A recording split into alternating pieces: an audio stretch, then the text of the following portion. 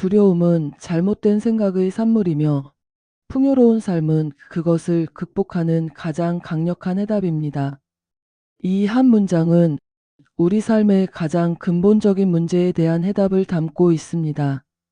돈에 대한 걱정, 미래에 대한 불안, 실패에 대한 두려움, 그리고 죽음에 대한 공포까지. 우리는 매일 이러한 두려움들과 싸우며 살아갑니다. 하지만 이 두려움들이 정말 실제하는 것일까요? 우리의 생각이 만들어낸 것은 아닙니까? 안녕하세요. 영혼의 바람입니다. 오늘 소개해드릴 책은 100년이 넘는 세월 동안 수많은 사람들의 인생을 변화시켜온 두려움 극복이라는 책입니다. 이 책의 저자는 실명의 위기와 깊은 절망 속에서 놀라운 진리를 발견했습니다. 그는 자신의 경험과 깊은 통찰을 통해 두려움의 본질과 그것을 극복하는 실천적인 방법을 우리에게 전해줍니다. 이는 우리의 존재 방식 자체를 변화시키는 영적이고도 실천적인 안내서입니다. 여러분은 이 책을 통해 두려움이라는 감옥에서 벗어나 진정한 자유와 풍요로운 삶으로 나아가는 길을 발견하게 될 것입니다. 두려움 극복, 베이즐 킹. 1장 두려움의 본질과 영향. 의식적인 삶의 대부분에서 두려움은 늘 함께 있었습니다. 어린 시절에는 잠자리에 들 때가 가장 무서웠는데 이불 속에 산채로 묻혀 있는 동안 아래층에서는 일상적인 생활이 계속되는 그 신비로운 시간이 특히 두려웠습니다. 성장하면서 학교에 대한 두려움이 생겼고, 이는 연약한 어린 영혼이 삶의 거친 면과 처음 마주하는 순간이었습니다. 이후 성인이 되어서는 매일 아침 일상적인 의무들, 방치된 일들, 저지른 실수들, 잘못된 행동들에 대한 걱정으로 깨어나게 되었습니다. 우리 주변의 모든 사람들은 각자의 방식으로 두려움을 경험하고 있습니다. 어머니들은 자녀들의 안전과 미래를, 아버지들은 사업과 재정적 안정을, 직원들은 자신의 일자리를, 노동자들은 상사나 경쟁자들을 두려워합니다.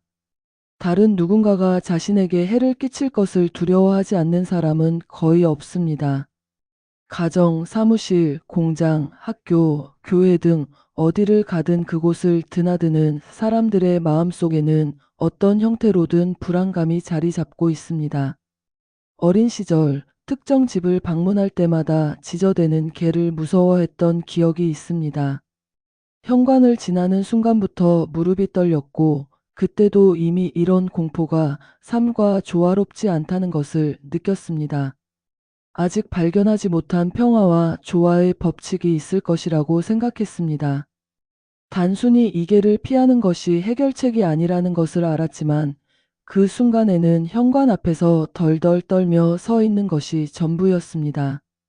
이런 공포는 부자연스러운 것이었으며, 이는 후에 삶에서 두려움의 역할을 이해하는 데 중요한 의미를 가지게 되었습니다.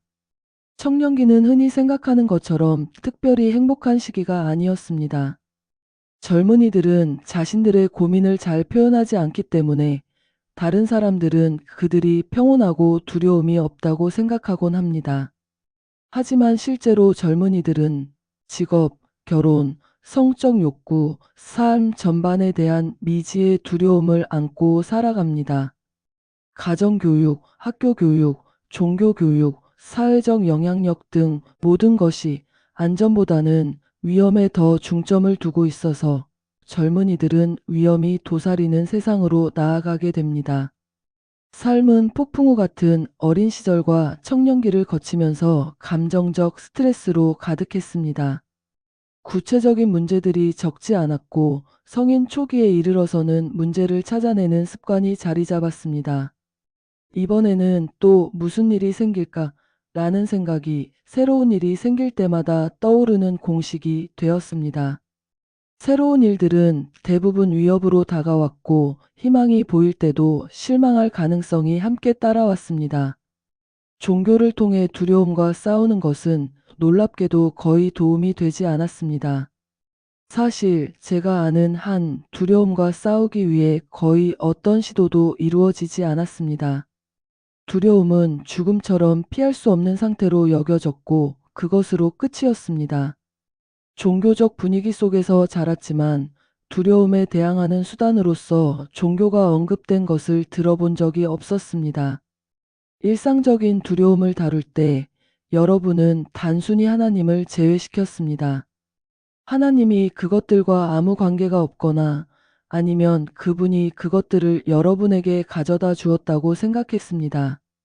어떤 경우든 이 세상에서 그분의 개입을 기대하지 않았고 이곳에서 보상을 바라는 것은 불경스러운 것으로 여겨졌습니다. 하나님을 아무런 대가 없이 섬기려는 의지가 있어야 했고 그 후에야 예상치 못한 은혜가 주어질 수 있었지만 권리로서 아무것도 기대해서는 안 된다고 배웠습니다. 30년 동안 씨앗처럼 마음속에 묻혀있던 작은 종교적 가르침이 있었는데 그것은 나중에 필요한 순간이 왔을 때 생명력을 얻었습니다. 그때의 필요는 절실했습니다.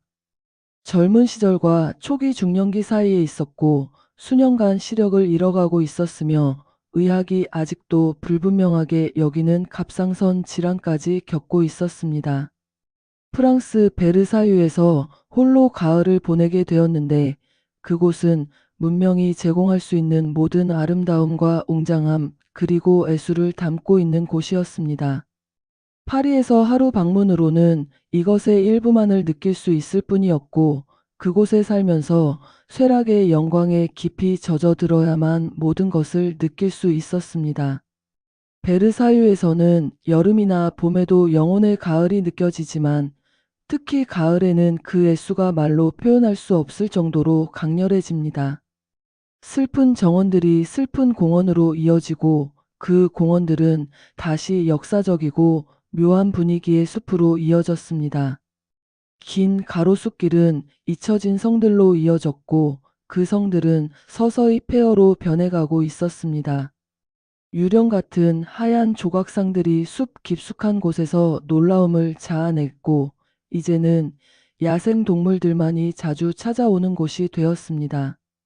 사랑의 신전은 기둥이 있는 고린도 양식의 아름다운 건물이었지만 100년 동안 연인들의 발길이 끊긴 숲속 빈터에 홀로 서 있었습니다.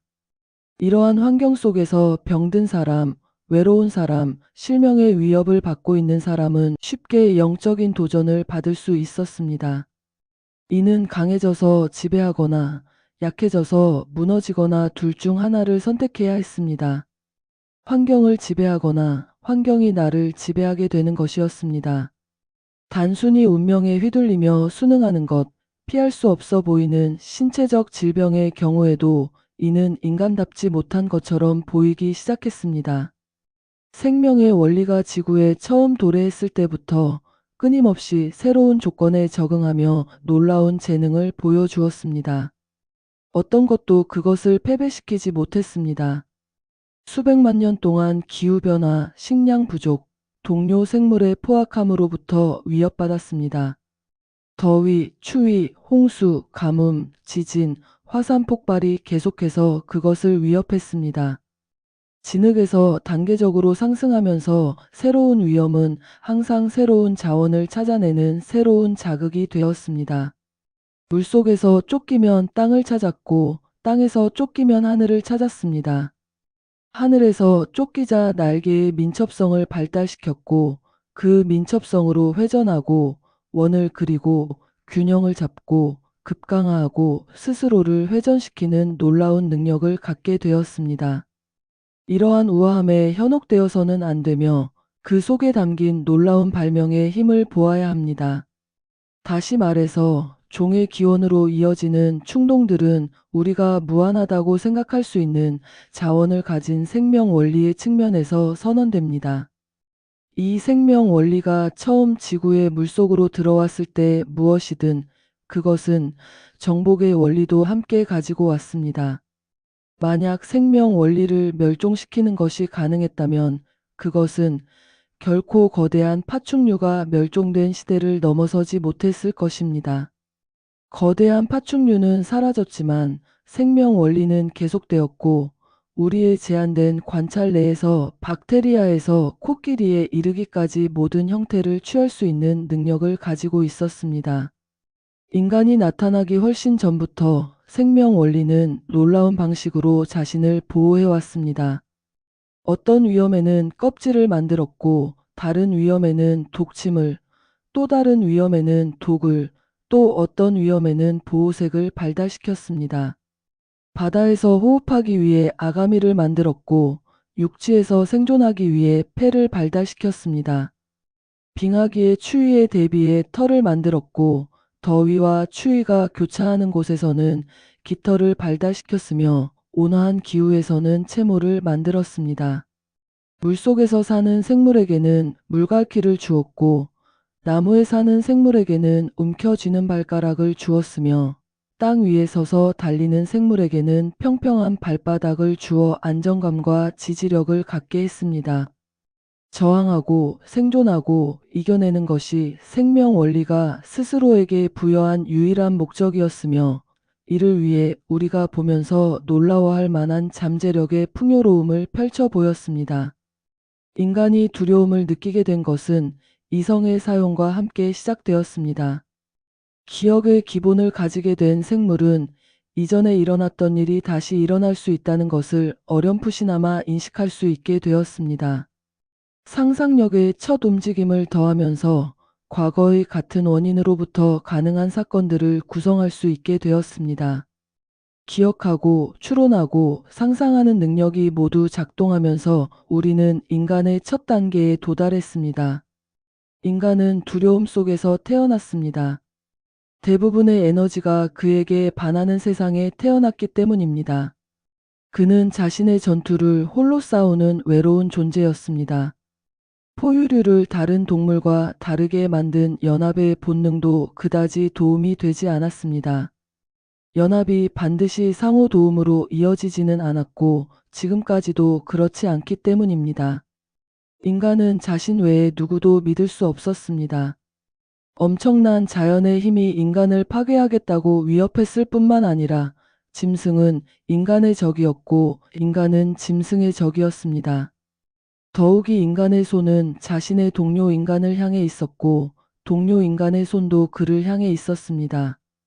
이러한 상호 적대감은 인간이 처음 공동체를 이루었을 때도 따라왔으며 20세기에 이르러서도 우리는 이것을 완전히 극복하지 못했습니다.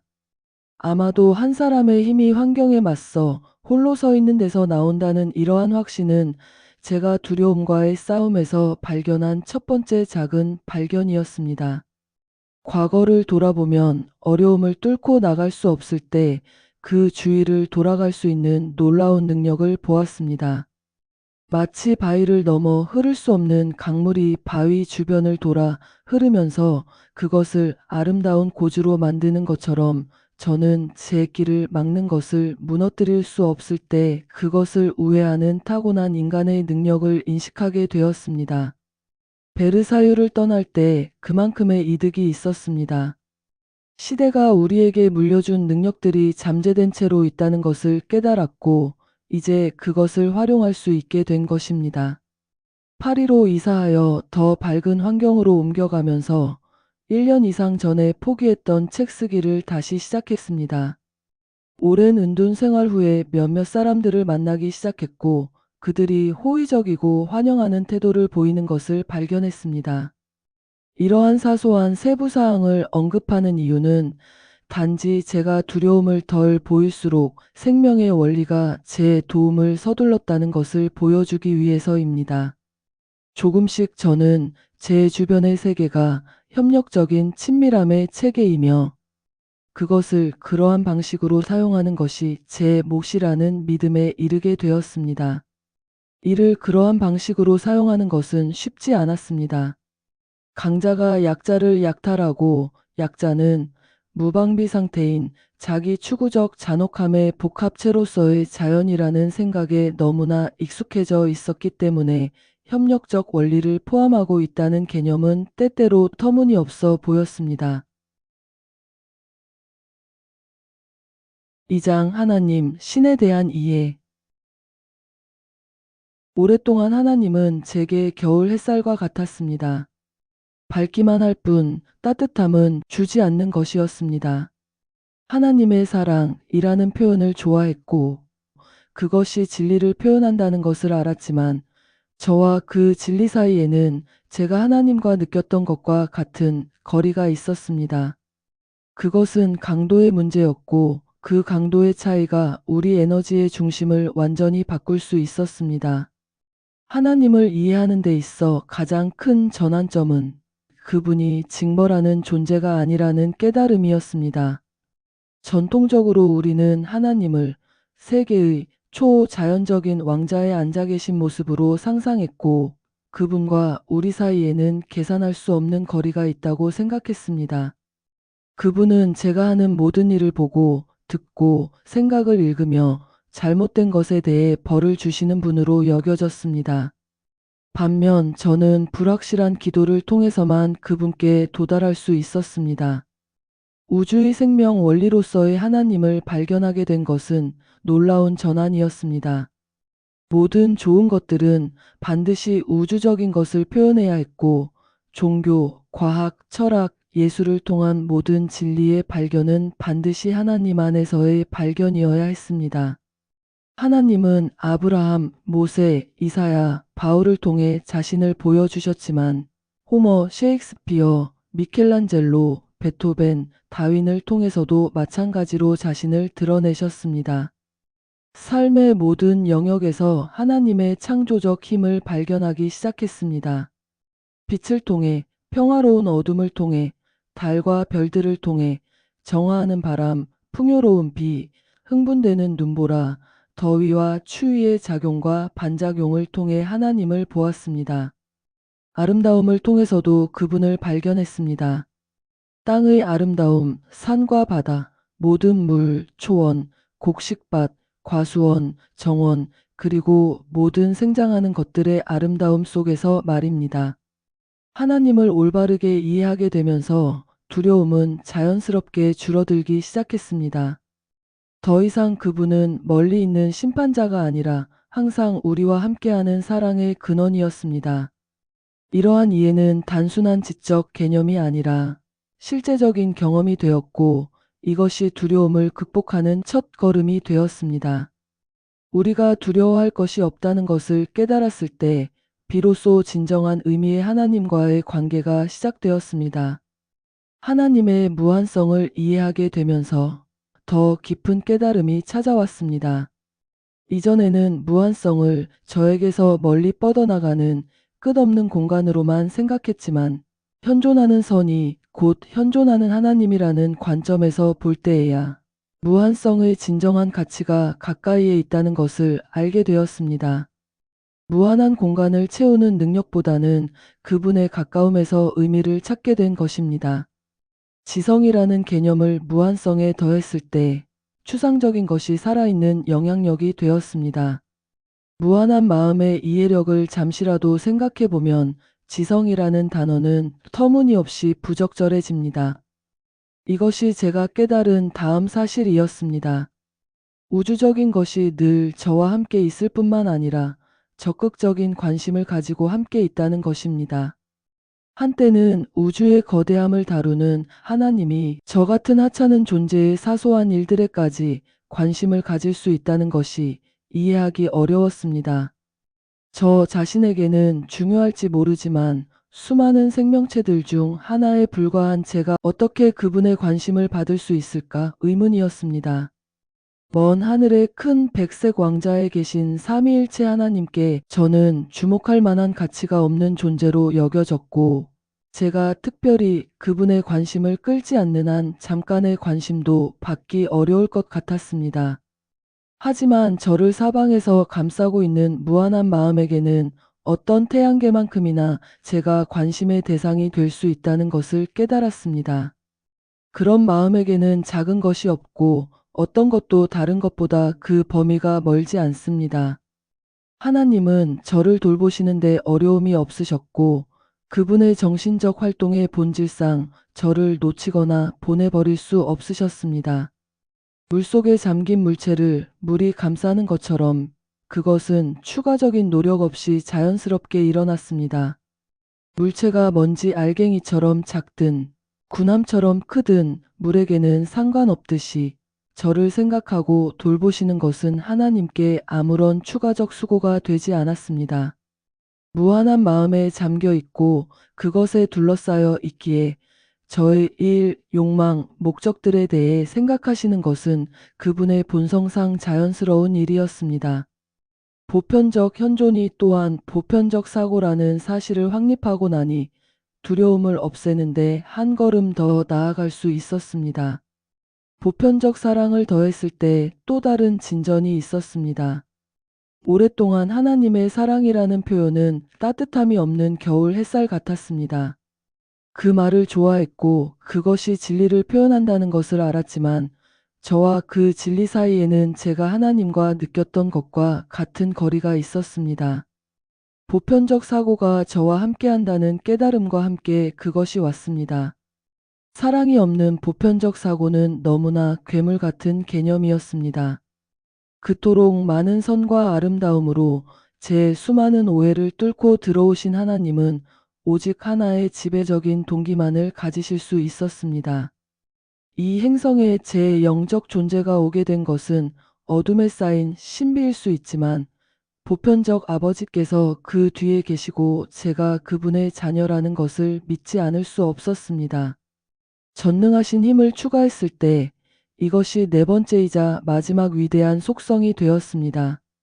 개인적으로 이것은 무한한 것을 입히는데 가장 어려웠던 것입니다.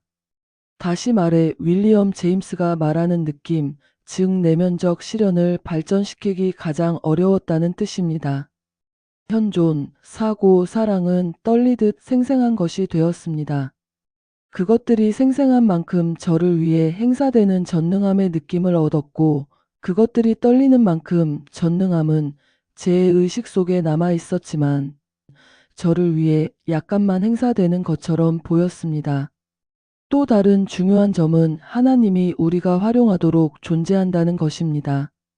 그분의 능력, 사랑, 생각, 현존은 다른 위대한 힘들처럼 우리가 사용할 수 있어야 합니다. 햇빛과 바람과 비처럼 말입니다. 우리는 그것들을 사용할 수도 사용하지 않을 수도 있습니다. 우리는 그것들의 완전한 잠재력을 사용할 수는 없지만 우리의 능력에 따라 사용할 수 있습니다.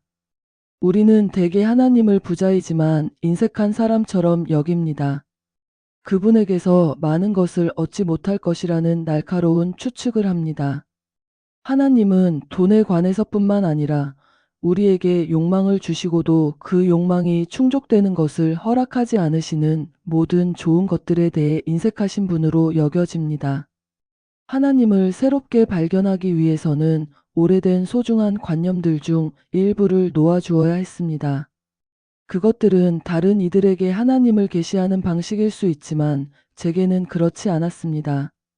제가 하나님을 발견한 방식이 다른 이들과 정확히 같을 필요는 없었습니다. 무한한 것에 대해 유한한 마음은 단지 유한한 일별만을 할 수 있습니다. 저는 제가 볼 수 있는 것을 보고 다른 이는 그가 볼 수 있는 것을 봅니다. 교회들이 이 마지막 인정에 이를 수 있다면 그들 자신과 우리 모두에게 도움이 될 것입니다. 부분적으로 발달된 인류 안에서 교회들은 진리를 부분적으로만 파악할 수 있습니다. 진리의 부분적 파악은 많은 것입니다. 귀중하게 많은 것입니다. 하지만 그것은 전체 진리에 대한 지식은 아닙니다. 전체 진리에 대한 지식이 아니기에 그것은 겸손하고 관용적이며 확장하기를 열망해야 합니다. 이러한 새로운 이해는 두려움으로부터의 해방으로 이어졌습니다. 하나님이 더 이상 멀리 있는 심판자가 아니라 가까이에서 돕는 친구이자 아버지로 느껴졌기 때문입니다. 이것은 단순한 신학적 변화가 아니라 삶의 방식의 근본적인 변화였습니다. 두려움은 사랑 앞에서 사라질 수밖에 없었고 하나님의 무한한 사랑을 이해하게 되면서 두려움은 설 자리를 잃었습니다. 교회의 교파적 오만함은 두려움의 주요 원인이 되어 왔습니다. 카톨릭은 개신교에 대해 오만하고 개신교는 카톨릭에 대해 오만하며 성공회는 자신들이 비국교도라고 부르는 이들을 영국에서는 경멸하고 미국에서는 단순히 교회가 아니라고 말합니다. 유니테리언은 자신들보다 지적이지 못하다고 생각하는 이들에 대해 오만하고 삼위일체를 믿는 이들은 유니테리언에 대해 오만합니다. 이러한 분열된 시각은 하나님에 대한 우리의 이해를 제한합니다. 각 교파는 진리의 일부만을 보고 있으며 그것을 전체로 착각하고 있습니다. 진리의 원을 하나의 상징으로 본다면 우리 주님은 그 원주에 매우 큰 호를 보여주셨습니다. 그러나 그분이 보여주신 호에 대해서도 그분을 따르는 어떤 집단도 전체를 인식하지 못했습니다. 동시에 각 집단은 그 호의 일부를 그리고 다른 어떤 집단도 인식하지 못한 부분을 인식했을 것입니다. 진리가 너무 크기 때문에 어떤 한 집단도 그것을 완전히 파악할 수 없습니다. 침례교도는 자신의 부분을, 카톨릭은 자신의 부분을, 감리교도는 자신의 부분을, 성공회는 자신의 부분을, 회중교회는 자신의 부분을 보게 됩니다. 이러한 이해는 두려움으로부터의 자유로 이어집니다. 우리가 하나님의 진리를 제한적으로만 이해할 수 있다는 것을 받아들일 때 우리는 더 이상 다른 이들의 이해를 두려워하거나 배척할 필요가 없어집니다. 대신 각자의 이해가 전체 진리의 일부라는 것을 인정하며 서로를 통해 배우고 성장할 수 있게 됩니다. 결국 하나님을 개인적으로 발견하는 것이 가장 중요합니다. 다른 사람들의 경험과 이해는 도움이 될 수 있지만 각자가 직접 하나님을 체험하고 이해하는 것이 필요합니다. 이것은 단순한 종교적 의무가 아니라 두려움으로부터의 진정한 해방을 가져오는 살아있는 관계입니다. 이러한 새로운 이해는 우리의 일상적인 삶을 완전히 변화시킵니다. 더 이상 두려움의 노예로 살지 않고 하나님의 무한한 사랑과 지혜를 신뢰하며 살아갈 수 있게 됩니다. 이것이 진정한 영적 자유의 시작입니다. 3장 삶의 원리 이해. 성장이라는 단어를 이해하게 되면서 두려움은 크게 줄어들었습니다. 이 원리는 우리가 지구상의 생명에 대해 아는 모든 것에서 발견됩니다. 물론 우리의 관찰은 이 행성에만 국한되어 있지만 그것은 지속적이고 영구적인 발전 시스템을 보여줍니다. 태초의 바다에서 생명의 첫 미약한 움직임이 시작된 때부터 그것이 플라톤, 소포클레스, 성 베드로, 성 바울, 라파엘, 셰익스피어, 다윈에 이르기까지 얼마나 높이 올라왔는지를 보면 이를 알 수 있습니다.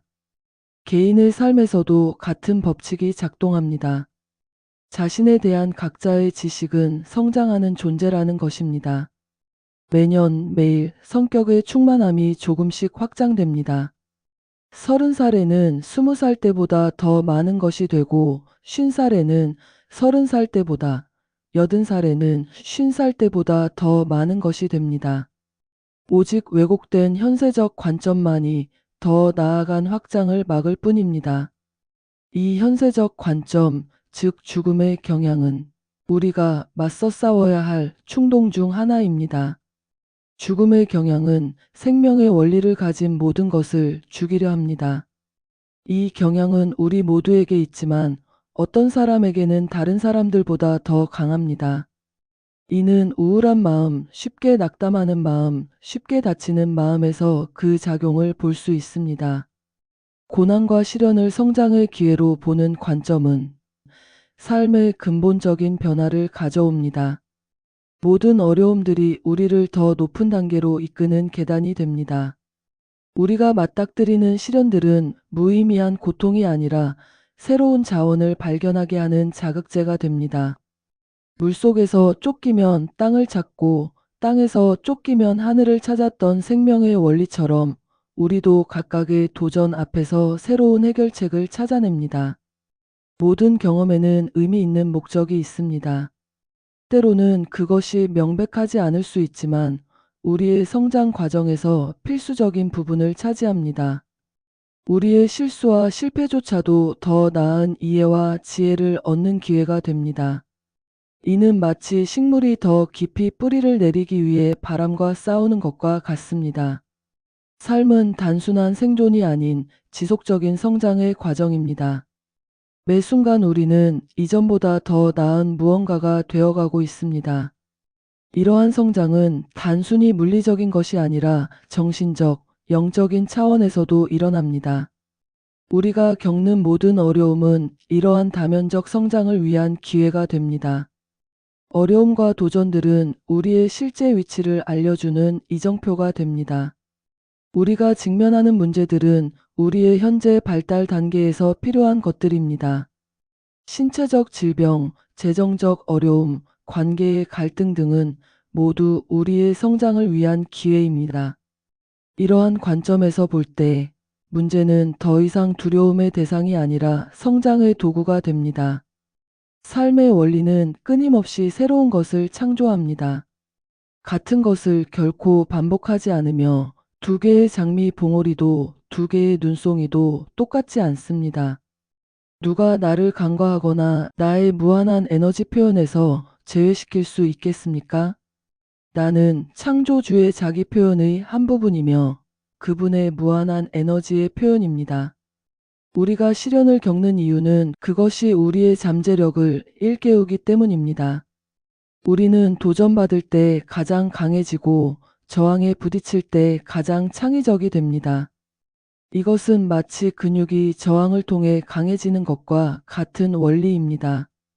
우리의 정신적, 영적 능력도 도전을 통해 성장합니다. 더 나아가 우리의 모든 경험은 더 큰 목적을 향해 움직입니다. 개인의 성장은 전체 인류의 발전과 연결되어 있습니다. 우리 각자의 작은 진보는 인류 전체의 진화에 기여합니다. 이러한 이해는 우리의 고난에 더 깊은 의미를 부여합니다. 삶의 원리를 이해하면서 우리는 두 가지 중요한 사실을 발견하게 됩니다. 첫째로, 우리는 완벽하게 발달된 존재가 아니라는 것입니다. 우리는 여전히 성장 중인 존재이며 최선의 경우에도 부분적으로만 발달되어 있습니다. 실제 능력에 비해 우리의 현재 도달 범위는 무력함을 조금 넘어선 정도에 불과합니다. 이러한 현실을 모험으로 받아들일 때 우리는 과거의 업적을 기반으로 더 큰 발전이 가능하다는 것을 알게 됩니다. 우리는 더 이상 많은 것을 성취한 사람들이 아니라 성취를 향해 가는 길에 있는 사람들입니다. 우리가 자랑할 수 있는 업적들은 5살 아이가 셈을 할 수 있다고 자랑하는 것과 비슷한 수준입니다. 이러한 관점은 또한 우리 시대의 제한된 능력을 이해하게 해줍니다. 우리의 세계 상황은 우리가 인종적으로 아직 미숙하며 무능한 지도자들만을 만들어낼 수 있다는 것을 보여줍니다. 이것이 우리의 현재 최고 수준이며 우리는 이 수준에 만족해야 합니다. 물질로부터 벗어나는 과정에 있지만 우리는 여전히 물질의 지배 아래 있으며 앞으로도 여러 세대 동안 그럴 것입니다. 따라서 우리의 투쟁은 주로 물질과의 싸움이 될 것이며 이는 우리가 점차적으로 그것을 지배하게 될 때까지 계속될 것입니다. 개인이 현재 이를 달성하는 정도에 따라 승리의 보상을 얻게 되며 그 정도에 따라 두려움도 극복됩니다.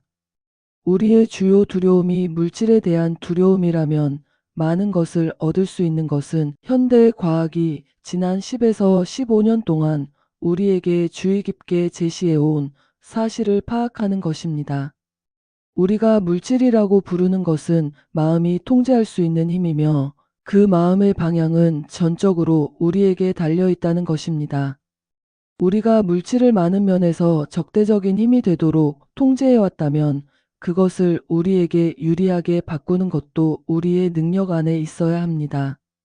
이것은 다행스럽게도 우리가 따르고 있는 방향입니다. 비록 무의식적으로 따르고 있다 하더라도 말입니다. 물질을 우리에게 유리하게 바꾸는 데 있어 우리는 다행히도 몇 가지 주목할 만한 예를 가지고 있습니다. 우리 인종은 모든 하위 정상인들이 미래에 될 모습의 본보기로서 한 명의 완전히 정상적인 인간을 만들어냈습니다. 생명의 원리는 어떤 위험에서도 완벽한 방어 수단을 찾아냈고 모든 위기에서 벗어날 길을 발견했으며 현존하는 모든 방법이 소진되었을 때는 새로운 방법을 발명했습니다. 겉보기에 자원의 끝에 다다랐을 때도 그것은 단지 새로운 시작에 불과했습니다. 이러한 이해를 통해 우리는 성장이 단순한 물리적 발달이 아니라는 것을 알게 됩니다. 그것은 우리의 전체적인 존재, 즉 정신적, 영적, 감정적 측면을 포함하는 총체적인 발전입니다.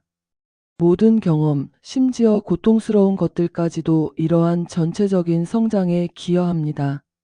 결국 삶의 원리를 이해한다는 것은 우리가 영원한 성장의 과정 속에 있다는 것을 받아들이는 것입니다.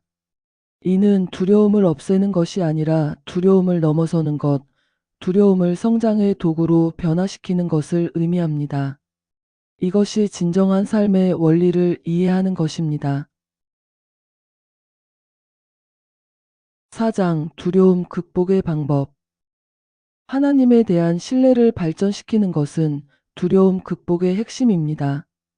아침에 일어나 그날의 계획을 세우면서도 주저하게 되고 받게 될 편지를 두려워하거나 밤이 되기 전에 처리해야 할 일에 대한 혐오감을 느낄 때도 하나님은 거기 계십니다. 우리 인간이 할 수 있는 협소한 생각을 넘어서는 그분의 무한한 지성으로 어떤 편지를 받게 되든 어떤 일을 해야 하든 그것이 크든 작든 올바른 길로 인도하시려 합니다. 평온함과 고요한 믿음을 실천하는 것은 현재 시대의 혼란과 우리 시대의 열병 같은 상태 속에서 항상 쉽지는 않습니다. 그러나 이것이 두려움을 정복하는 핵심이 됩니다. 조용히 쉬는 것에 너희의 안전이 있고 잠잠하고 신뢰하는 것에 너희의 힘이 있다. 이는 이사야 선지자의 강력한 메시지였습니다. 우리의 안전은 고요히 쉬는 데 있고 우리의 힘은 조용한 신뢰에 있습니다. 삶의 풍요로움을 인식하고 받아들이는 것은 하나님의 선물을 이해하는 것입니다. 우리는 모든 좋은 것의 총체로서의 하나님, 모든 좋은 것이 그분으로부터 나오기에 모든 좋은 것 안에서 그분을 보아야 합니다. 그분이 태양을 첫 번째로 뜨게 하시고 비를 처음 내리게 하신 이래로 우리를 향한 그분의 사랑은 계속해서 드러나고 있습니다. 죽음을 새로운 단계로 이해하는 것은 영원한 성장의 원리를 파악할 때 가능해집니다. 우리가 이 행성의 삶에서 관찰할 수 있는 것처럼 끊임없는 발전과 진화의 체계를 보여줍니다. 우리는 태초의 바닷속 원시 생명의 미약한 움직임에서 플라톤, 소포클레스, 성 베드로, 성 바울, 라파엘, 셰익스피어, 다윈에 이르기까지의 상승을 보면 그 등반이 얼마나 높이 이르렀는지 알 수 있습니다. 이러한 방법들은 단순한 기술이나 전략이 아닙니다. 저자는 이것이 삶의 근본적인 이해와 관련된 것임을 강조합니다. 두려움은 우리가 하나님, 삶, 죽음을 잘못 이해할 때 생기는 것이며 올바른 이해를 통해서만 극복될 수 있습니다. 특히 중요한 것은 이러한 방법들이 서로 연결되어 있다는 점입니다. 하나님에 대한 신뢰는 평온함으로 이어지고 평온함은 삶의 풍요로움을 인식하게 하며 이는 다시 죽음에 대한 새로운 이해로 이어집니다. 이것들은 분리된 단계가 아니라 하나의 통합된 과정입니다. 이러한 방법들의 실천은 즉각적인 결과를 가져오지는 않습니다. 이는 점진적인 과정이며 때로는 우리가 뒤로 물러나는 것처럼 보일 때도 있습니다. 하지만 꾸준한 실천은 반드시 결실을 맺습니다. 두려움을 정복하는 것은 완전히 두려움을 없애는 것이 아니라 두려움과 함께 살아가는 법을 배우는 것입니다. 두려움이 완전히 사라지지는 않습니다. 가끔 찾아오지만 치유된 상처의 통증을 기억하는 것처럼 그것은 한 생각으로 우리를 떠납니다. 이러한 극복 방법의 핵심은 우리의 관점을 바꾸는 것입니다. 우리가 직면한 상황들은 변하지 않을 수 있지만 그것을 바라보는 우리의 시각이 변화합니다. 같은 상황, 같은 문제들이라도 그것을 바라보는 관점이 변하면 두려움도 함께 변화합니다. 신에 대한 신뢰를 발전시키기는 순간적인 행위가 아닌 지속적인 과정입니다. 매일 아침 일어날 때부터 이 과정은 시작됩니다. 우리의 모든 계획, 걱정, 불안을 신의 손에 맡기는 것입니다. 이는 단순한 종교적 의식이 아니라 실제적인 삶의 방식이 되어야 합니다. 우리가 하는 일이 크든 작든, 편지 한 통을 쓰는 일이든 수백만 달러가 걸린 결정을 내리는 일이든 신은 그 모든 것에 함께 하십니다. 우리의 성공이 곧 신의 성공이며 우리의 실패가 신에게도 영향을 미치기에 신은 결코 우리를 포기하지 않습니다. 평온함과 고요한 믿음의 실천은 현대 사회에서 가장 어려운 과제 중 하나입니다. 끊임없는 소음, 정보의 홍수, 끝없는 요구들 속에서 고요함을 찾는 것은 거의 불가능해 보입니다. 그러나 바로 이러한 혼돈 속에서 평온함이 가장 필요합니다. 이는 외부의 소음을 차단하는 것이 아니라 그 속에서도 내면의 평화를 유지하는 것을 의미합니다. 마치 폭풍우 치는 바다 한가운데서도 깊은 곳은 고요한 것처럼 우리의 내면도 그러해야 합니다. 고요한 믿음은 수동적인 상태가 아닙니다. 오히려 가장 적극적인 힘의 상태입니다. 이는 무슨 일이 일어나도 흔들리지 않는 내면의 확신, 어떤 도전이 와도 받아들일 수 있는 준비된 상태를 의미합니다. 이러한 상태에 이르면 두려움이 찾아올 때마다 그것을 관찰하고 이해하고 초월할 수 있게 됩니다. 두려움은 더 이상 우리를 지배하지 못하고 오히려 우리의 성장을 위한 도구가 됩니다.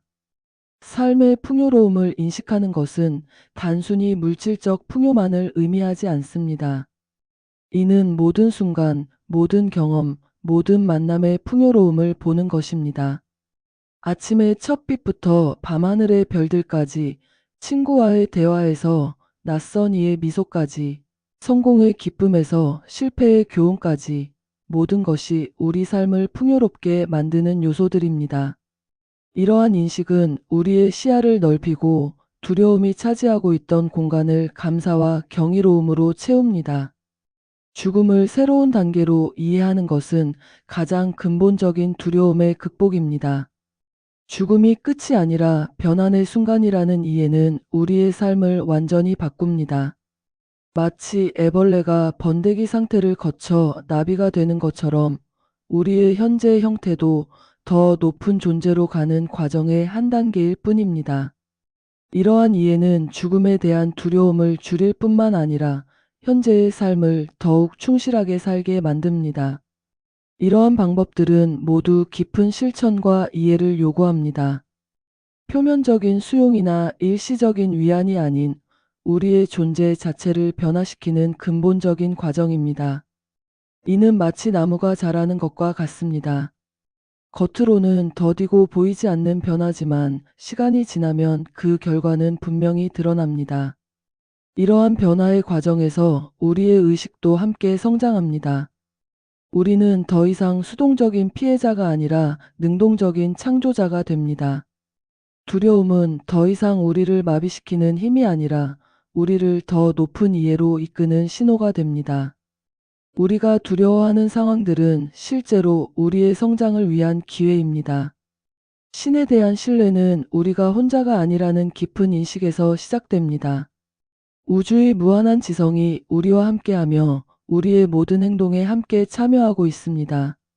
이는 단순한 관찰자가 아닌 적극적인 협력자로서의 신입니다.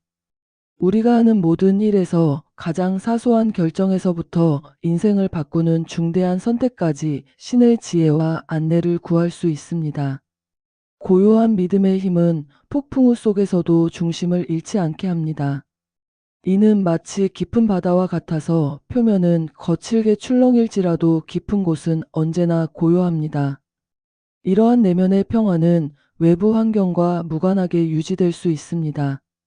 실직의 위험에 처했을 때도, 건강의 위기가 찾아왔을 때도, 관계의 어려움을 겪을 때도 이 평화는 우리를 지탱해 줍니다. 삶의 풍요로움을 인식하는 것은 우리의 시각을 완전히 바꿉니다. 부족함이 아닌 충만함을, 제한이 아닌 가능성을, 두려움이 아닌 기회를 보게 됩니다. 매 순간이 새로운 발견과 성장의 기회가 됩니다. 우리를 둘러싼 세계가 더 이상 적대적인 환경이 아니라 우리의 성장을 돕는 동반자가 됩니다. 무엇보다 중요한 것은 이 모든 과정이 점진적으로 이루어진다는 것입니다. 갑작스러운 깨달음이나 극적인 변화를 기대할 필요가 없습니다. 매일의 작은 실천들, 조금씩 달라지는 관점들, 천천히 깊어지는 이해가 결국 우리를 완전히 다른 존재로 변화시킵니다. 두려움을 극복하는 과정에서 우리는 구체적인 순간들과 마주하게 됩니다. 아침에 눈을 떴을 때 느끼는 불안, 중요한 결정 앞에서의 망설임, 미래에 대한 걱정 등이 그것입니다. 이러한 순간들이 바로 우리의 신념과 이해를 시험하는 실제 상황입니다. 평온함을 유지하는 것은 두려움을 부정하는 것이 아닙니다. 오히려 두려움을 있는 그대로 인정하고 그것을 더 큰 맥락에서 바라보는 것입니다. 우리의 두려움은 대개 미래에 대한 불확실성에서 비롯됩니다. 그러나 신의 관점에서 보면 모든 순간은 이미 완전하게 준비되어 있습니다. 삶의 풍요로움 속에는 실패와 좌절도 포함됩니다. 이것들은 우리의 성장의 필수적인 요소들입니다. 성공만으로는 배울 수 없는 교훈들이 있습니다. 우리가 가장 두려워하는 상황들이 종종 가장 큰 성장의 기회가 됩니다. 죽음에 대한 새로운 이해는 현재의 삶을 더욱 풍요롭게 만듭니다. 우리는 더 이상 시간에 쫓기듯 살지 않고 각 순간의 의미를 더 깊이 이해하게 됩니다. 죽음이 끝이 아닌 전환점이라는 인식은 현재의 선택과 행동에 더 큰 의미를 부여합니다. 이러한 방법들은 단순한 심리적 기술이 아닙니다. 이는 우리의 존재 방식 자체를 변화시키는 깊은 영적 실천입니다. 이 과정에서 우리는 점차 두려움의 노예가 아닌 자유로운 존재로 성장해 갑니다. 두려움과 함께하는 삶에서 두려움을 초월하는 삶으로의 전환은 하나의 여정입니다. 이 여정에서 가장 중요한 것은 우리의 내면에서 일어나는 근본적인 변화입니다. 우리는 점차 두려움이 더 이상 우리를 제한하지 못하게 됩니다. 우리의 일상적인 걱정들, 재정적 어려움에 대한 염려, 관계의 상실에 대한 두려움, 건강에 대한 불안 등은 모두 더 큰 계획의 일부로 이해될 수 있습니다. 이러한 어려움들은 우리를 더 강하게 만들고 우리의 영적 근육을 발달시키는 기회가 됩니다. 우리가 직면하는 모든 상황은 성장의 기회입니다. 예를 들어, 재정적 위기는 우리의 가치관을 재정립하고 진정으로 중요한 것이 무엇인지 깨닫게 합니다. 건강의 위기는 우리의 신체와 정신의 연결성을 더 깊이 이해하게 합니다. 관계의 어려움은 우리의 감정적 성숙을 촉진합니다. 두려움을 넘어서는 삶은 더 큰 자유와 평화를 가져옵니다. 우리는 더 이상 환경의 노예가 아니며 상황에 휘둘리지 않습니다. 대신 우리는 각 순간을 새로운 가능성의 시작으로 바라보게 됩니다. 이것이 진정한 두려움의 정복입니다. 실천적으로 두려움을 다루는 방법은 점진적이고 지속적인 과정이 되어야 합니다. 우리가 매일 직면하는 작은 두려움들부터 시작하여 점차 더 큰 두려움들을 다룰 수 있는 힘을 기르게 됩니다. 이는 마치 근육을 키우는 것과 같습니다. 갑작스러운 변화를 기대하기보다는 꾸준한 실천이 필요합니다. 두려움을 다루는 데 있어 가장 중요한 것은 우리가 홀로 있지 않다는 인식입니다. 신의 무한한 지혜와 사랑이 항상 우리와 함께합니다. 우리의 모든 걱정과 염려를 이 더 큰 지혜에 맡길 수 있습니다. 이것이 진정한 신뢰의 의미입니다. 평화로운 마음은 우리의 타고난 본성입니다. 두려움과 불안은 후천적으로 습득된 것이며 따라서 다시 해체될 수 있습니다. 우리의 참된 본성은 평화와 기쁨입니다. 이러한 이해는 우리가 두려움을 극복하는 데 큰 도움이 됩니다. 삶의 모든 경험은 우리의 성장을 위한 기회입니다. 심지어 가장 어려운 순간들도 우리를 더 강하고 지혜롭게 만드는 데 기여합니다. 우리가 두려워하는 상황들은 종종 우리의 가장 큰 성장의 계기가 됩니다. 죽음에 대한 새로운 이해는 우리의 삶 전체를 변화시킵니다. 죽음이 끝이 아닌 새로운 시작이라는 인식은 현재의 삶을 더욱 의미 있게 만듭니다. 우리는 더 이상 시간에 쫓기듯 살지 않고 각 순간을 충만하게 경험할 수 있게 됩니다. 결국 두려움의 극복은 우리의 의식이 확장되는 과정입니다. 우리는 더 이상 작은 자아의 한계에 갇혀 있지 않고 더 큰 실제와 연결됩니다. 이는 단순한 심리적 변화가 아닌 우리의 전체적인 존재 방식의 변화를 의미합니다. 이러한 변화는 우리의 일상생활에 실제적인 영향을 미칩니다. 우리는 더 평화롭게 살아가고 더 현명한 결정을 내리며 더 깊은 관계를 맺을 수 있게 됩니다. 두려움에서 벗어난 삶은 진정한 자유와 기쁨의 삶이 됩니다. 두려움의 극복은 평생에 걸친 여정이 될 수 있습니다. 그러나 이는 가치 있는 여정입니다. 각각의 작은 승리, 각각의 극복된 두려움은 우리를 더 강하게 만들고 우리의 진정한 잠재력에 더 가깝게 데려갑니다. 이것이 우리가 추구해야 할 영적 성장의 본질입니다. 5장 실천적 접근. 매일의 삶에서 신의 존재를 인식하는 것은 단순한 종교적 실천이 아닙니다. 우리가 눈을 뜨는 순간부터 아침을 준비하고 일상의 계획을 세우는 동안에도 신은 우리와 함께합니다. 모든 생각이 일어날 때마다 신을 인식할 수 있습니다. 영혼이 움직이고 깨어나고 눈을 뜰 때마다 신을 느낄 수 있습니다. 우리가 공기를 몸으로 느끼듯이 영혼으로 신을 느낄 수 있습니다. 현재에 집중하며 불필요한 걱정을 피하는 것은 신이 우리의 평화를 위해 제공한 방법입니다. 미래의 불확실성에 대한 걱정은 우리의 현재를 망칩니다.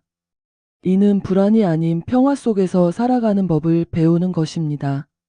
평화는 신이 주신 선물이며 우리는 그것을 받아들이고 그 안에서 살아갈 수 있습니다. 내 짐을 주님께 맡기라 는 것은 단순한 종교적 권고가 아니라 실천적인 생활의 지혜입니다. 어려움을 성장의 기회로 받아들이는 것은 모든 경험에 대한 새로운 이해를 요구합니다. 시련은 단순한 고난이 아니라 우리를 더 강하게 만드는 기회입니다.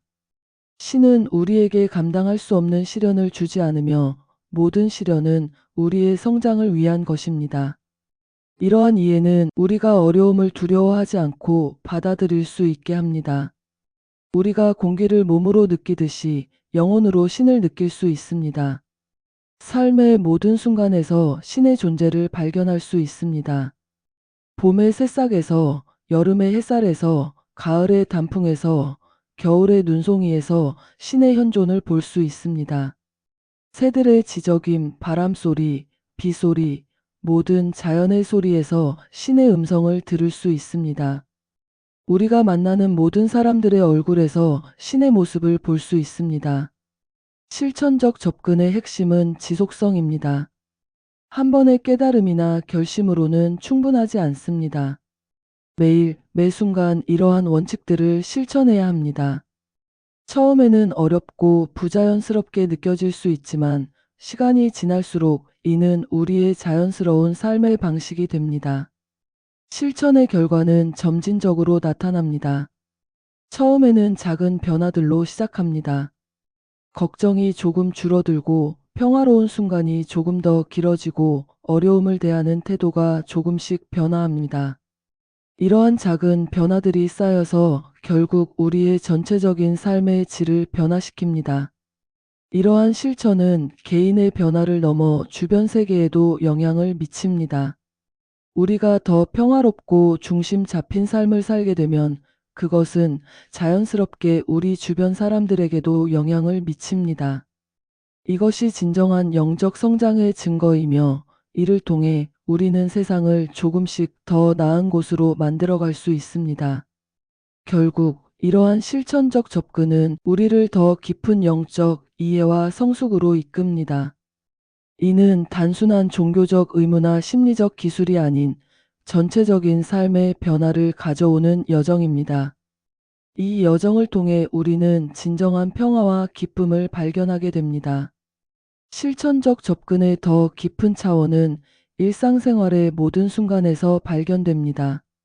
우리가 하는 모든 일, 만나는 모든 사람, 겪는 모든 상황이 영적 성장의 기회가 됩니다. 이는 특별한 시간이나 장소를 필요로 하지 않습니다. 출근길의 교통체증에서도 인내를 배울 수 있고 직장에서의 갈등을 통해 이해와 용서를 배울 수 있습니다.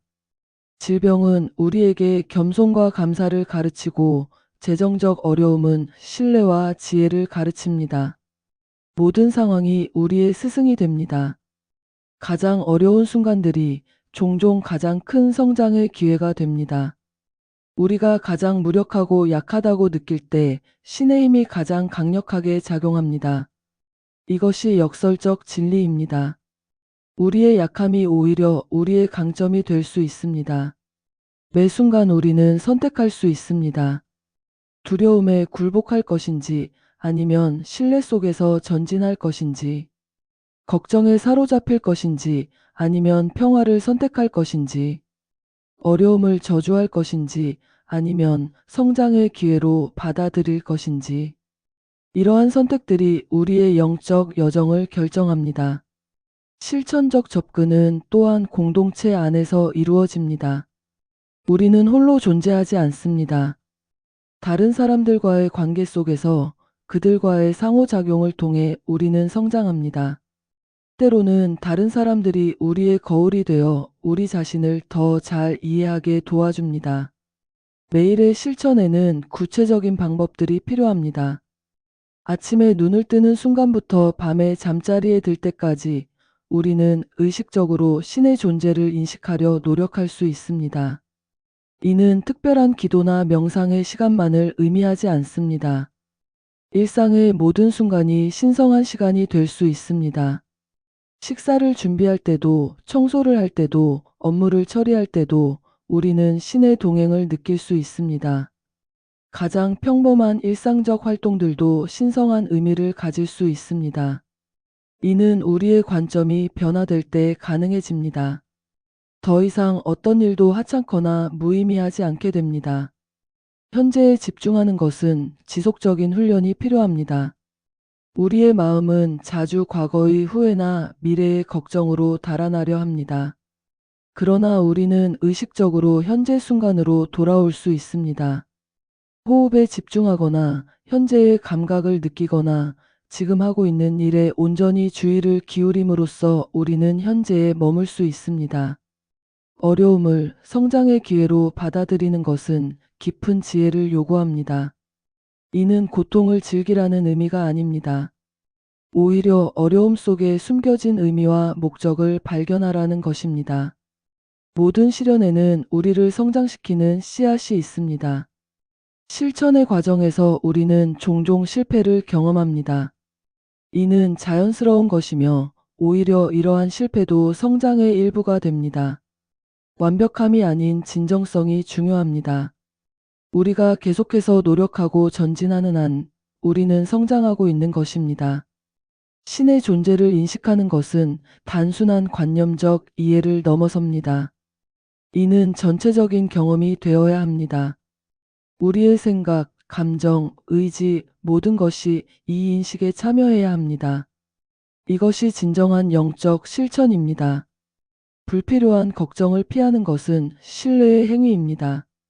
우리가 통제할 수 없는 것들에 대해 걱정하는 대신 우리는 그것들을 신의 손에 맡길 수 있습니다.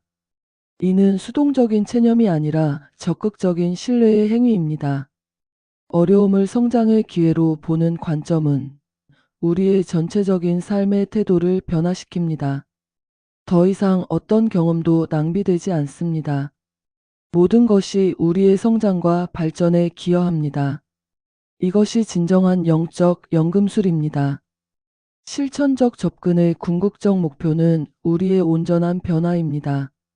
이는 단순히 더 나은 행동을 하는 것이 아니라 우리의 존재 자체가 변화되는 것을 의미합니다.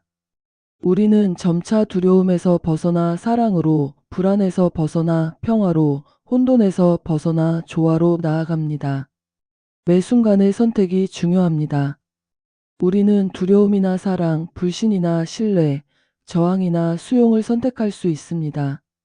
이러한 작은 선택들이 모여 우리의 영적 여정을 만들어 갑니다.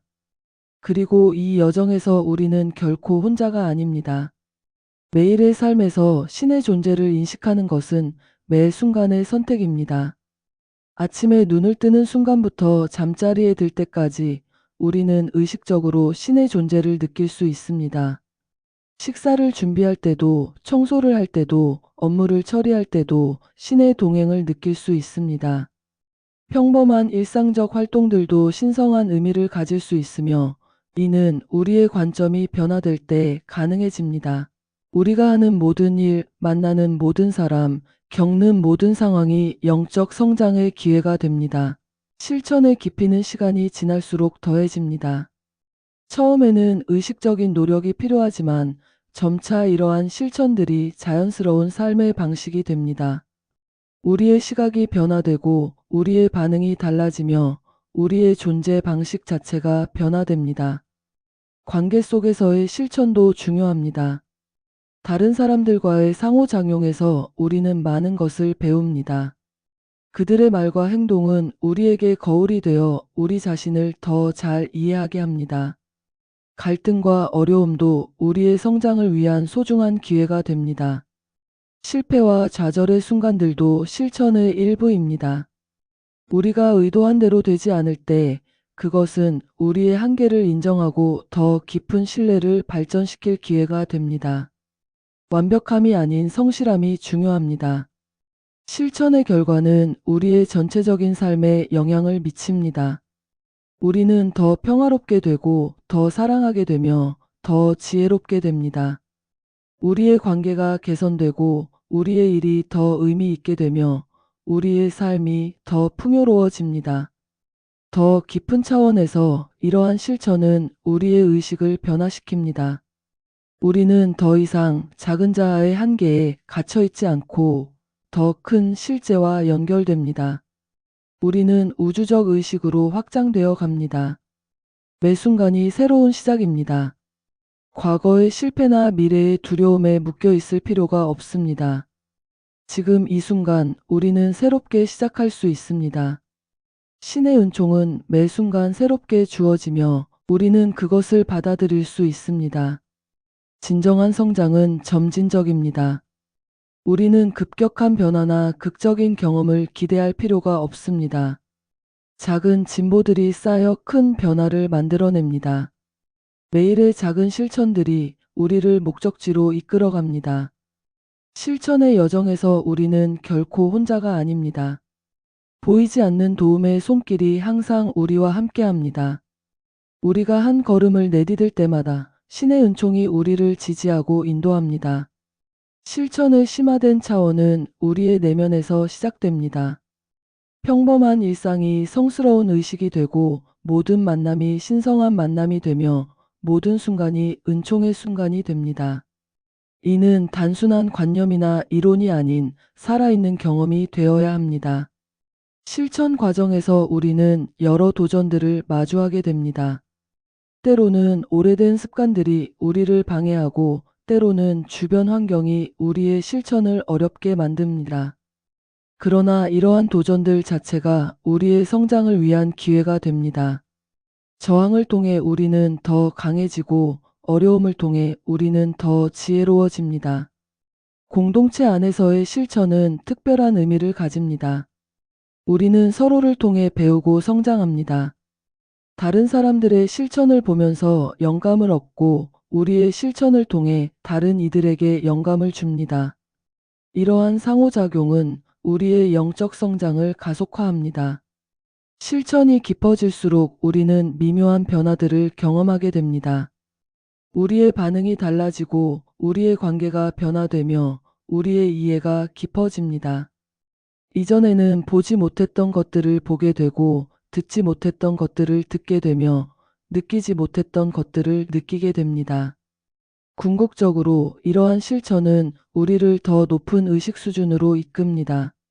우리는 점차 개별적 자아의 한계를 넘어서서 보편적 의식으로 확장되어 갑니다. 이는 진정한 영적 자유의 시작이며 두려움으로부터의 완전한 해방으로 이어집니다. 6장 두려움으로부터의 궁극적 해방. 두려움의 정복은 결국 하나의 질문, 즉 생명력의 문제로 귀결됩니다. 가장 많은 생명력을 가진 사람이 가장 두려움이 없습니다. 주요한 문제는 이러한 생명력을 어디에서 얻을 수 있는가 하는 것입니다. 중요한 심리학적 진리가 예수님의 선언에 담겨 있습니다. 내가 온 것은 그들이 생명을 얻게 하고 더 풍성히 얻게 하려는 것이라. 이는 생명이 양적인 에너지라는 것, 즉 개인이 그것을 붙잡는 정도에 따라 더 많거나 적은 역동성을 가진다는 것을 처음으로 명확히 진술한 것입니다. 그러나 다시 한번 코카서스인은 예수의 의미를 영적인 것으로 희석시켜 이해함으로써 그 의미를 왜곡했습니다. 그가 이해하는 영적인 삶이라는 희미한 망령과 남성다움과 여성다움이 충만히 발휘되는 활력 사이에서 그는 아무런 연관성을 보지 못했습니다. 영과 육의 힘 사이에는 실제로 깊은 연관성이 있습니다. 약한 신체가 강한 영과 공존할 수 있다고 말할 수 있지만 약한 신체는 실수입니다. 그것은 두려움의 결과이며 인종적 두려움에서 비롯된 잘못된 이해와 오해의 산물입니다. 강한 영은 강한 신체를 만들어냈을 것이지만 우리가 그것을 방해했습니다. 삶의 원리는 더 이상 바다에서 땅으로, 땅에서 공기로 쫓겨나거나 수백만의 적들과 싸우는 것이 아니라 활기차고 승리에 찬 모습으로 나타나야 합니다. 우리 각자는 잠재적으로 더 높은 유형의 인간입니다. 비록 우리가 우리의 시대와 세대를 크게 앞서 나갈 수는 없지만 결코 패배하지 않은 생명의 거룩한 영이 우리의 생기를 불어넣는 숨결임을 아는 것만으로도 큰 도움이 됩니다. 개인으로서 나는 내 원리가 결코 패배한 적이 없다는 것을 아는 것이 힘이 됩니다. 오늘이나 내일의 과제가 무엇이든 나는 그것을 잘 수행할 능력이 있습니다. 잠시 나를 사로잡을 수 있는 주저함이나 순간적으로 내 믿음을 흔들 수 있는 의문은 생명의 원리가 나와 함께 있을 뿐만 아니라 내 필요에 따라 더욱 풍성하게 함께 있다는 것을 상기시켜 줄 뿐입니다. 두려움의 정복은 결국 생명의 충만함에 대한 것입니다. 생명의 원리가 우리를 통해 더 풍성하게 흐르도록 할 때 두려움은 자연스럽게 사라집니다. 이는 단순히 두려움을 억누르거나 부정하는 것이 아니라 더 큰 생명력으로 두려움을 대체하는 것을 의미합니다. 우리의 삶은 끊임없는 성장과 확장의 과정입니다. 매 순간 우리는 더 큰 생명력을 향해 나아갈 수 있습니다. 이것이 진정한 두려움의 정복입니다. 두려움이 있던 자리에 사랑이, 불안이 있던 자리에 평화가, 혼돈이 있던 자리에 조화가 자리 잡게 됩니다. 힘에서 힘으로 나아가는 것이 생명의 법칙입니다. 우리가 신뢰 속에서 살아갈 때 우리는 이 법칙을 따르게 됩니다. 두려움은 점차 사라지고 우리는 더 큰 자유와 기쁨을 경험하게 됩니다. 이것이 우리의 진정한 운명이며 우리가 향해 나아가는 목적지입니다. 생명력이 더욱 풍성해질수록 두려움은 자연스럽게 사라집니다. 이는 마치 빛이 들어오면 어둠이 사라지는 것과 같습니다. 우리는 두려움과 싸울 필요가 없습니다. 단지 더 큰 생명력으로 가득 차기만 하면 됩니다. 이것이 예수가 말씀하신 더 풍성한 생명의 진정한 의미입니다. 두려움의 정복은 일시적인 승리가 아닌 지속적인 과정입니다. 우리의 의식이 확장되고 생명력이 증가함에 따라 두려움이 차지했던 공간은 자연스럽게 사랑과 신뢰로 채워집니다. 이는 투쟁이나 억압의 과정이 아니라 자연스러운 성장과 확장의 과정입니다. 생명의 거룩한 영은 결코 패배한 적이 없으며 앞으로도 그럴 것입니다. 모든 장애물은 결국 더 큰 성장을 위한 기회가 되었습니다. 우리가 직면하는 모든 도전은 새로운 힘과 지혜를 발견하는 기회가 됩니다. 이것이 생명의 법칙입니다. 우리는 이제 새로운 시대의 문턱에 서 있습니다. 인류는 점차 두려움의 속박에서 벗어나 더 큰 자유와 풍요로움을 향해 나아가고 있습니다. 개인으로서 우리는 이 진화의 과정에 적극적으로 참여할 수 있습니다. 우리 각자의 두려움 정복은 전체 인류의 진보에 기여합니다. 힘에서 힘으로 나아가는 것이 우리의 운명입니다. 매 순간 우리는 더 큰 생명력을 선택할 수 있습니다. 두려움이 찾아올 때마다 우리는 그것을 더 큰 신뢰로 변화시킬 수 있습니다. 이것이 진정한 영적 연금술입니다. 삶의 원리는 끊임없이 새로운 형태를 만들어내며 결코 같은 것을 반복하지 않습니다. 두 개의 장미 봉오리도 두 개의 눈송이도 똑같지 않습니다. 마찬가지로 우리 각자의 영적 여정도 고유하고 독특합니다. 우리는 자신만의 방식으로 두려움을 정복해 나갈 수 있습니다. 결국 두려움의 정복은 우리가 누구인지를 진정으로 이해하는 것에서 시작됩니다. 우리는 생명의 원리의 표현이며 무한한 잠재력을 가진 존재입니다. 두려움은 이러한 우리의 본질을 잊을 때 생겨나며 우리의 진정한 본성을 기억할 때 사라집니다. 이것으로 우리의 여정은 끝이 아닌 새로운 시작을 맞이합니다. 두려움의 정복은 끝나는 지점이 아니라 더 큰 모험의 시작점입니다. 우리 앞에는 무한한 성장과 발견의 가능성이 펼쳐져 있습니다. 이제 우리는 두려움에서 벗어나 진정한 자유와 기쁨을 향해 나아갈 수 있습니다. 두려움의 정복은 단순한 기술이나 방법의 문제가 아닙니다. 그것은 우리의 존재 방식 자체를 변화시키는 여정입니다. 이 책이 우리에게 가르쳐준 가장 중요한 진리는 신에 대한 올바른 이해, 삶의 원리에 대한 깊은 통찰, 그리고 실천을 통한 변화의 중요성입니다. 이번 영상을 통해 여러분께 단순한 책의 내용 전달을 넘어 진정한 두려움 극복의 지혜를 전하고자 했습니다. 특히 현대를 살아가는 우리에게 꼭 필요한 실천적 방법들을 중심으로 내용을 구성했습니다. 여러분의 삶에 이 내용이 작은 도움이라도 되길 바랍니다.